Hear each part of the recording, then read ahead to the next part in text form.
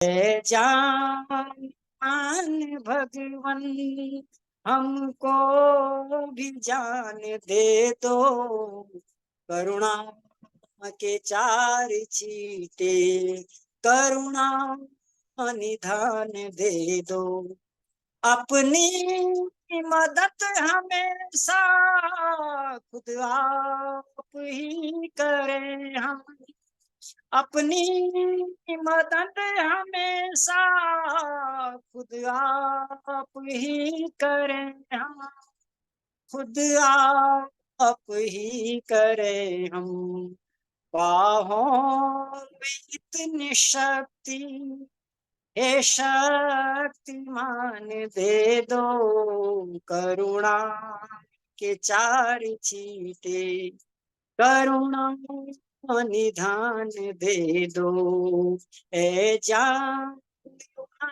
भगवन हमको भी जान दे दो, करुणा के चार चीटे करुणा निधान दे दो। तो दो पदों की व्याख्या मैंने आपके सामने की। पहला पद था ईश्वर सत है, दूसरा था चित है, अब तीसरा है ईश्वर आनंद स्वरूप है।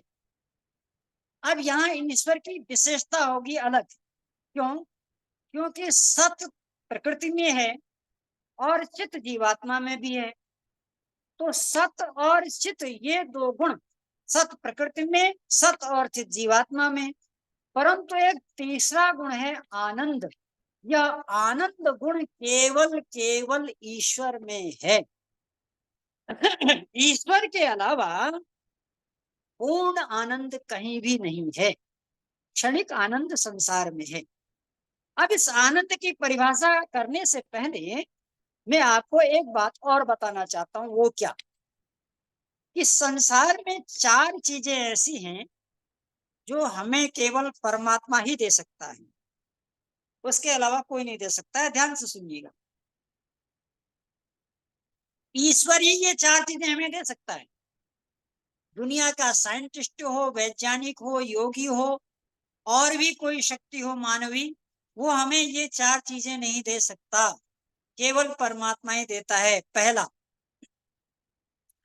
वह जीवन जिसमें मृत्यु न हो, ऐसा जीवन जिसमें मृत्यु न हो, यह केवल ईश्वर ही दे सकता है। नंबर दो, वो प्रसन्नता जिसमें गम न हो, वो प्रसन्नता जिसमें गम न हो, केवल परमात्मा ही दे सकता है। नंबर तीन, वो जवानी जिसमें बुढ़ापा न हो, वो जवानी जिसमें बुढ़ापा न हो, केवल ईश्वर ही दे सकता है। और नंबर चार, वह सुख जिसमें दुख न हो, वह सुख जिसमें दुख बिल्कुल भी न हो, वो केवल परमात्मा ही दे सकता है। इसीलिए परमात्मा को आनंद स्वरूप कहते हैं। ब्राह्मण ग्रंथ कह रहे हैं, रसो न तृप्ता न कुतश्चनो न, ऐ मनुष्यो वह ईश्वर रस से लबालब भरा हुआ है, न कुतश्चनो न, उसमें किंचित मात्र भी कमी नहीं है। ईश्वर आनंद से भरा हुआ है, उसके आनंद में किंचित मात्र भी कमी नहीं है।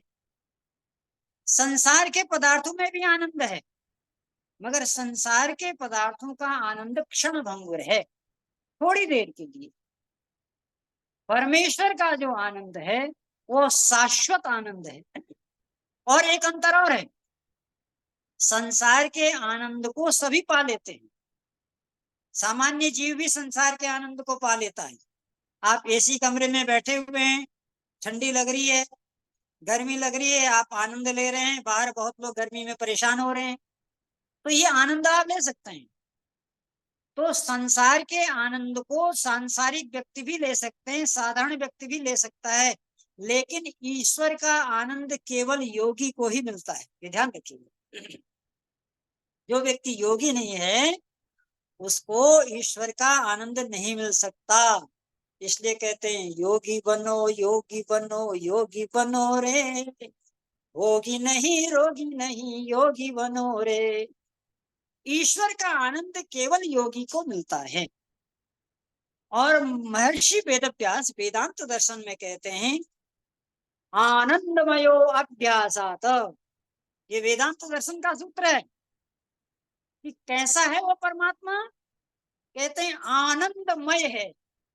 फिर कैसे प्राप्त हो गया? कहते हैं अभ्यासात, जो उसके लिए अभ्यास करेगा।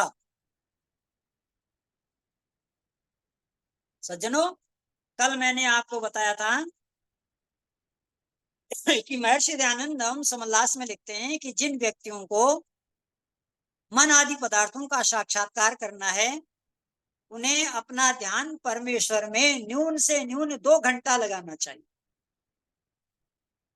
तब जाके मन का साक्षात्कार होगा। और मन के साक्षात्कार के बाद बुद्धि आएगी, फिर उसके बाद आत्मा आएगा, फिर परमात्मा आएगा। इसलिए महर्षि वेदव्यास ने ऋषि की बात को प्रमाणित कर दिया। वो कहते हैं आनंदमयो अभ्यासात, ये निश्चित है परमात्मा आनंदमय है, आनंद स्वरूप है। लेकिन अभ्यासात, जो उसके लिए अभ्यास करेगा, संध्या करेगा, उपासना करेगा, श्रवण मनन करेगा, चिंतन करेगा, निधिध्यासन करेगा और तितिक्षा इत्यादि षट संपत्ति को धारण करेगा, श्रद्धावान लभते ज्ञानम, श्रद्धा से युक्त होकर के बैठेगा, समित पाणी श्रोत्यम, संविदा लेकर के श्रोतिष्ठ ब्रह्मनिष्ठ गुरु के पास जाएगा, उसी को ये आनंद प्राप्त हो सकता है। आप जानते हो संसार के आनंद को प्राप्त करने के लिए भी पुरुषार्थ करना पड़ता है। एक व्यक्ति जब आईएएस पीसीएस अधिकारी बनता है तो एक दिन में 17-18 घंटे की पढ़ाई करता है। 17-18 घंटे की पढ़ाई करने के बाद वो आईएएस पीसीएस होता है, और उसके बाद वही जलेबी वही रबड़ी खाता है जो आप और हम खाते हैं, कुछ एक्स्ट्रा नहीं खाता है। हालांकि 18 घंटा का पुरुषार्थ हुआ करता है। लेकिन यहाँ तो स्वामी जी महाराज कह रहे हैं 18 घंटे नहीं, केवल 2 घंटे करना। क्यों? क्योंकि आंतरिक साधना में पुरुषार्थ बहुत अधिक करना पड़ता है, शक्ति बहुत अधिक लगती है, तो वो आनंदमय परमात्मा अभ्यास से ही मिलेगा। इसलिए परमात्मा आनंद स्वरूप है। सज्जनों, अब मैं आपको ये बताना चाहता हूं कि कैसे आप परमात्मा के आनंद को और संसार के आनंद को डिवाइड करेंगे, कैसे दोनों में अंतर समझेंगे, इसकी ओर थोड़ा चिंतन देता हूं मैं आपको। मैं 5 सूत्र आपको देता हूं, जहां आपको ये बताने का प्रयास करता हूं कि भौतिक आनंद में और ईश्वर के आनंद में कितना अंतर है। नंबर 1, भौतिक आनंद से कभी भी मनुष्य की तृप्ति नहीं होती है। इस बात को नचिकेता ने अपने गुरु यमाचार्य से कहा, न वित्तेन तर्पणीयो मनुष्य। हे आचार्य, संसार के किसी भी मनुष्य को धन से तृप्त नहीं किया जा सकता है, भूमि से तृप्त नहीं किया जा सकता है, अन्न से तृप्त नहीं किया जा सकता है, वस्त्रों से तृप्त नहीं किया जा सकता है, क्योंकि संसार स्वयं में अतृप्त है। यहाँ के किसी भी पदार्थ में तृप्ति संभव ही नहीं है। इसलिए भौतिक आनंद का पहला लक्षण बता रहे हैं कि भौतिक आनंद से कभी भी तृप्ति नहीं होती है। थोड़ी देर आदमी उसका आनंद लेता है और फिर उससे ऊब जाता है। आप कितनी देर टीवी देखेंगे, आप कितनी देर मिठाई खाएंगे, आप कितनी देर पार्क में घूमेंगे, आप कितने दिन बद्रीनाथ गंगोत्री घूम लेंगे। संसार के पदार्थ थोड़े देर के बाद अटपटे लगने लगते हैं। एक छोटा सा उदाहरण आप प्रयोग में लगना, आजकल अंगूर बहुत हो रहे हैं, एक प्रयोग करना, आप बात समझ में आ जाएगी। एक अंगूर का दाना मुंह में रख लेना, लेकिन उसको चबाना मत, मुंह में रखे रहना। 5-10 मिनट के बाद ऐसी स्थिति आएगी, आपका मन करेगा इस अंगूर को हम मुंह से बाहर फेंकें, आप उसको थूकने के लिए मजबूर हो जाएंगे। वही अंगूर जो रस से भरा हुआ है, अभी रस उसके अंदर है, अभी वो रस आपने निकाला ही नहीं, केवल उसके बाहर के भाग को आपने मुंह में रखा। तो जो भौतिक आनंद है सज्जनों, जो संसार का आनंद है वो कभी भी तृप्त नहीं करता। अब आध्यात्मिक आनंद सुनो। जो आध्यात्मिक आनंद है, जो ब्रह्मानंद है, उसको पा करके व्यक्ति तृप्त हो जाता है और फिर वो कभी प्यासा नहीं रहता। ये ईश्वर के आनंद में और भौतिक आनंद में पहला अंतर मैंने बताया। दूसरा आनंद, दूसरा अंतर देखो। जो संसार का आनंद है वह दुख मिश्रित आनंद है। महर्षि पतंजलि महाराज कहते हैं कि संसार का कितना बड़ा सुख हो, उसमें भी 4 प्रकार के दुख मिले हुए हैं। परिणाम दुख, ताप दुख, संस्कार दुख, गुण वृत्ति विरोध दुखाश्च विवेकिनः। ये कहते हैं पतंजलि महाराज कि जो विद्वान लोग हैं वो ये देख लेते हैं कि संसार के सुखों में भी 4 प्रकार का दुख मिश्रित है। यह है भौतिक आनंद। अब सुनो ईश्वरीय आनंद। ईश्वरीय आनंद 100% शुद्ध है। अगर किसी दुकान पे ये बोर्ड लगा हो कि यहाँ 100% शुद्ध देसी गाय का घी मिलता है तो कभी विश्वास मत करना, हो ही नहीं सकता है। 100% शुद्ध केवल परमात्मा के पास ही संभव है, क्योंकि जीवात्मा को 100% शुद्ध का ज्ञान ही नहीं है। जब उसका ज्ञान ही 100% शुद्ध नहीं है तो उसका बनाया हुआ पदार्थ 100% शुद्ध कैसे हो सकता है। परमात्मा का ज्ञान 100% शुद्ध है, इसलिए परमात्मा का आनंद भी 100% शुद्ध है। तीसरा अंतर देखिए। जो संसार का आनंद है, जो भौतिक आनंद है सज्जनों, वो मनुष्य को इंद्रियों का गुलाम बनाता है। मोटी बात जान लीजिए, संसार का जितना भी सुख है वो मनुष्य को इंद्रियों का गुलाम बनाता है। अब इसके कुछ उदाहरण सुनो आप। हमारे एक मित्र हैं, वो कहते हैं कि हमारे घर के 1 किलोमीटर दूर पर एक चाय वाला है, मैं सुबह 4 बजे जाके उसकी चाय पीता हूँ। क्यों पीते हो? कि बहुत अच्छी चाय बनाता है, कि आज से नहीं बना रहा, 10 साल से बना रहा है। और जब तक उसकी चाय पी नहीं लेते तब तक कुछ अच्छा नहीं लगता। पता क्या लगा कि वह व्यक्ति, वो जो हमारे मित्र हैं, वो रसना के गुलाम हो गए। अब वो 4 बजे वो रसना उनको वहां बुला लाती है। किसको बुला लाती है? आत्मा को। मित्र बना आत्मा, रसना उसकी इंद्रिय है। उस मांस के टुकड़े में जो 6 इंच का मांस का टुकड़ा मुंह के अंदर है, उस टुकड़े में इतनी ताकत है कि वह आत्मा को घसीटते हुए वहां ले आता है। तो जो संसार का आनंद है मित्रों, वो मनुष्य को गुलाम बनाता है। लेकिन जो परमात्मा का आनंद है, जो आध्यात्मिक आनंद है, वो मनुष्य को इंद्रियों का राजा बना देता है, मन का स्वामी बना देता है। वह जितेंद्रिय हो जाता है, वह योगी हो जाता है। योगी की परिभाषा क्या है? योगश्चित्त वृत्ति निरोध। जो अपने समस्त चित्त की वृत्तियों का निरोध कर ले रहा है। देखो, एक शब्द होता है अवरोध, एक शब्द होता है विरोध, और एक शब्द होता है निरोध। साधारण आदमी इन अर्थों को नहीं समझ पाता है।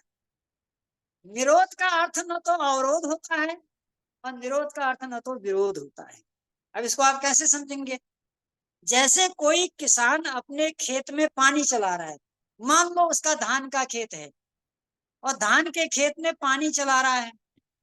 तो पानी चला रहा है तो एक आदमी बोला मैं तुम्हें पानी नहीं चलाने दूंगा, लाठी लेके आ गया, बोला मैं तुम्हें पानी नहीं चलाने दूंगा। बोलो सज्जनों, इसे क्या कहते हैं? इसे कहते हैं विरोध। ये विरोध हो गया। और एक हो गया अवरोध।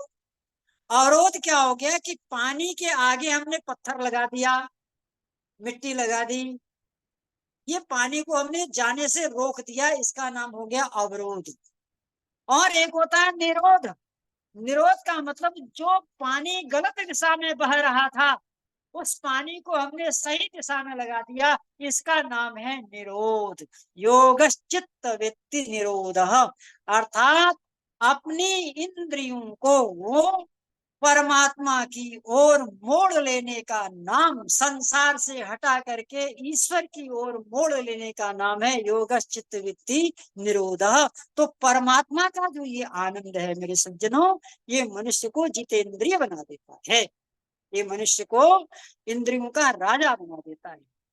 चौथा लक्षण देखो, सांसारिक आनंद और पारमार्थिक आनंद। चौथा लक्षण देखो, संसार का जो आनंद है वह छल कपट से युक्त है। बहुत गहराई से पकड़ना है इस चीज को। कोई व्यक्ति संसार में कितना ही सुखी है, फिर भी अल्पज्ञता के कारण वह छल और कपट करता है।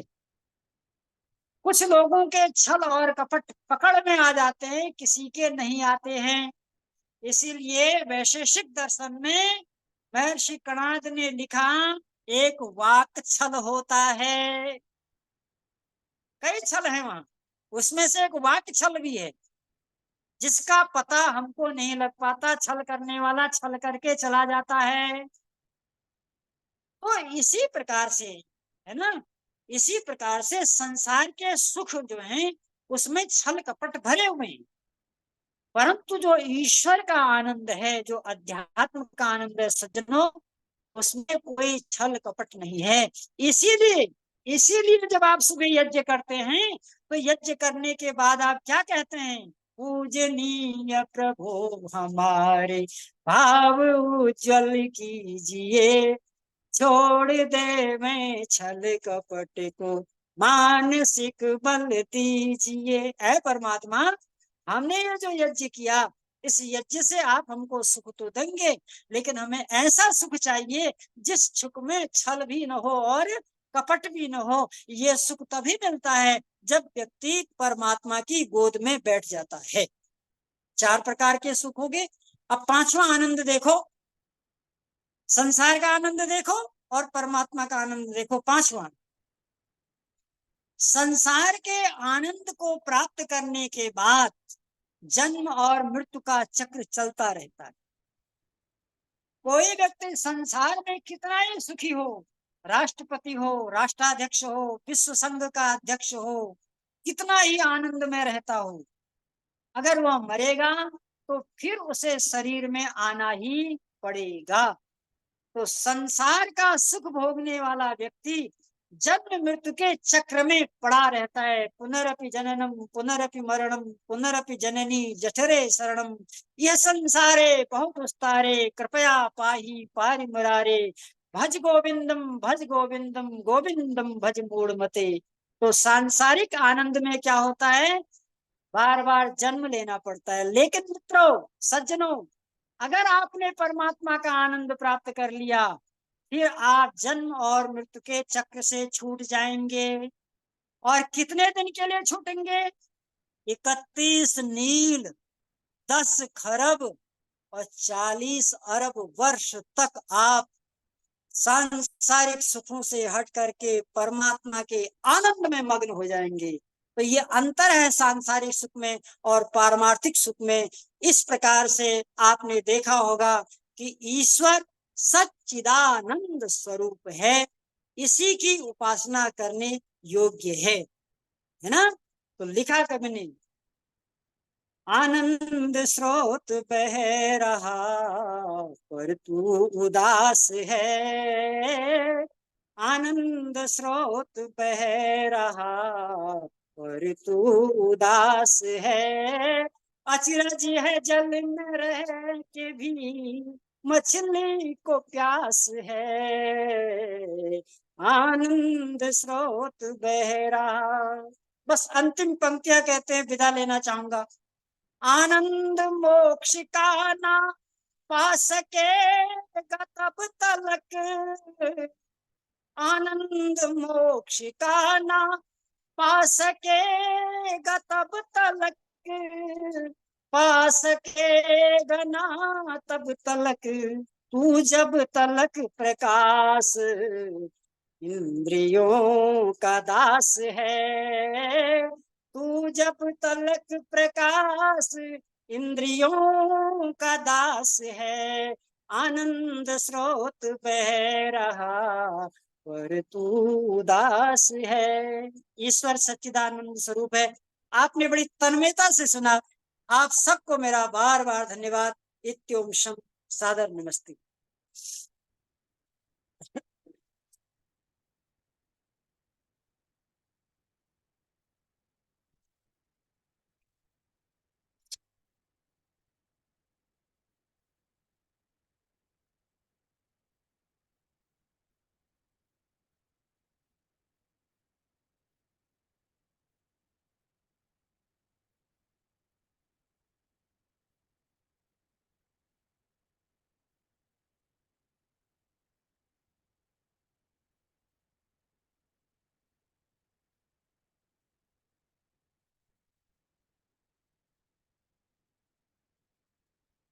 जी, नेताराम जी को नमस्ते।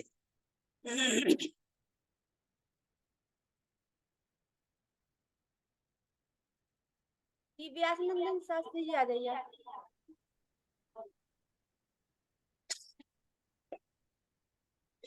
आचार्य जी,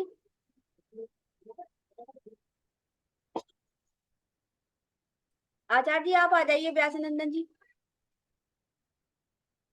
आवाज आ रही है हमारी?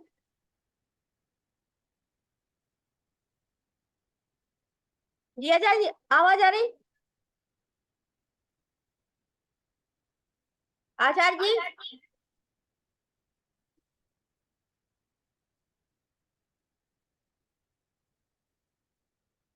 आचार्य जी आवाज आ रही?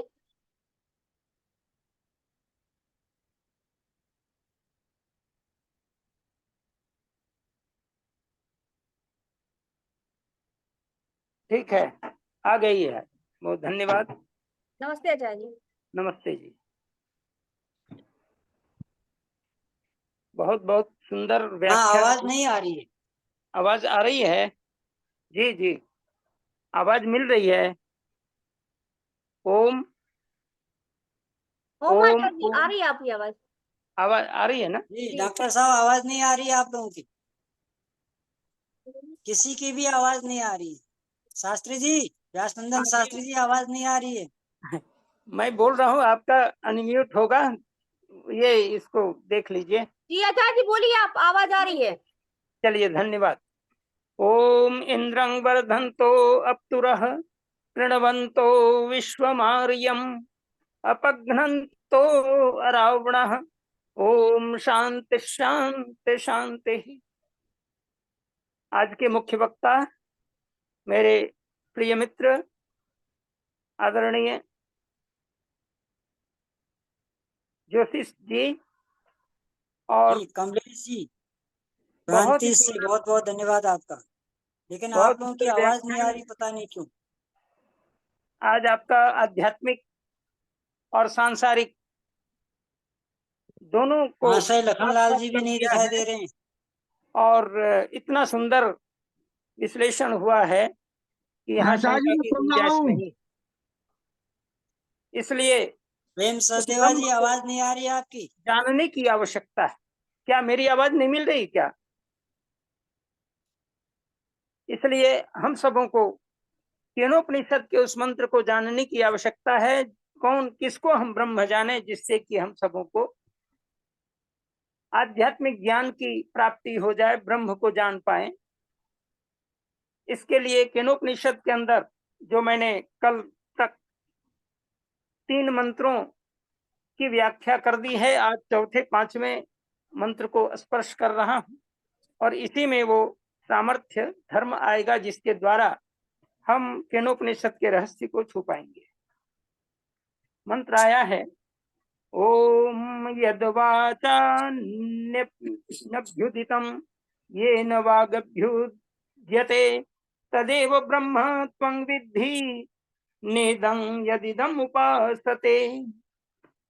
कहता है, यत जो वाचा वाणी के द्वारा अनभ्युदितम बतलाया नहीं बतलाया जा सकता है, जिसको वाणी के द्वारा नहीं बतलाया जा सकता है, अपितु बल्कि ये न जिससे वाक वाणी अभ्युद्यते बोली जाती है, अर्थात वाणी के द्वारा उस ब्रह्म को नहीं जाना जा सकता है, बल्कि वाणी जिससे जानी जाती है या वाणी बोली जाती है जिससे, उसी को हमें ब्रह्म जानना चाहिए।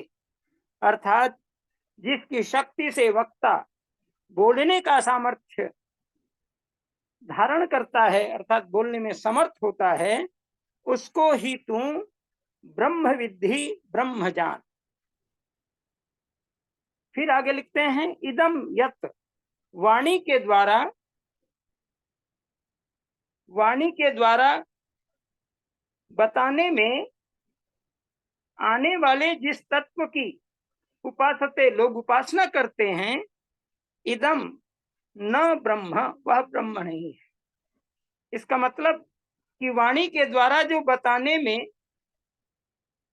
या वाणी के द्वारा बताने में आने वाले जिस तत्व की हम उपासना करते हैं, वह ब्रह्म नहीं है। ब्रह्म कौन है? जो वाणी के द्वारा नहीं बतलाया जा सकता, जिससे वाणी बोली जाती है, अर्थात जिसकी शक्ति से वक्ता बोलने में समर्थ होता है, उसी को ब्रह्म जान।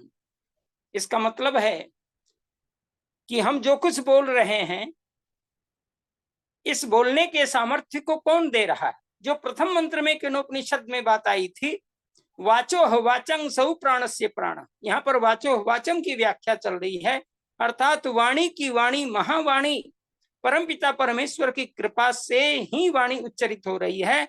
इसलिए वाणी के उच्चारण का कारण कौन है? ब्रह्म है। अर्थात जिससे वाणी बोली जाती है, उसी का नाम ब्रह्म है। वाणी जिससे प्रकट होती है, जिसको वाणी प्रकट करने का सामर्थ्य वाणी के पास नहीं है, लेकिन वाणी को जो समर्थ कर देता है प्रकट करने में, उसी को ब्रह्मजान। ये बहुत ही सुंदर ढंग से केनोपनिषद में इस तथ्य को उजागर किया गया है। आगे दिया गया है, यन मनसा न मनुते येन मुनिनो मतम तदेव ब्रह्म त्वं विद्धि नेदं यदिमुपासते।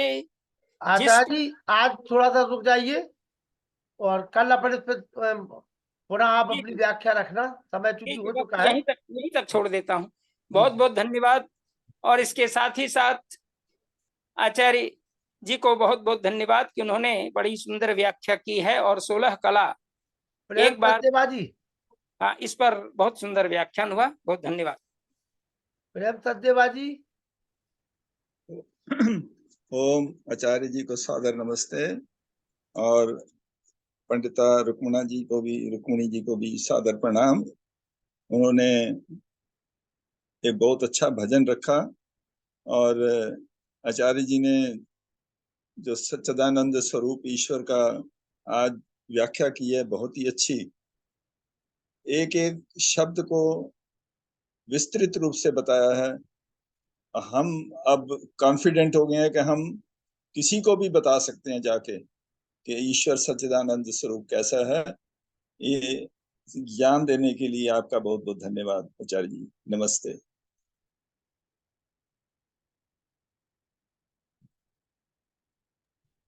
वेद प्रकाश शर्मा जी, 2 शब्द बोलते हुए शांति पाठ।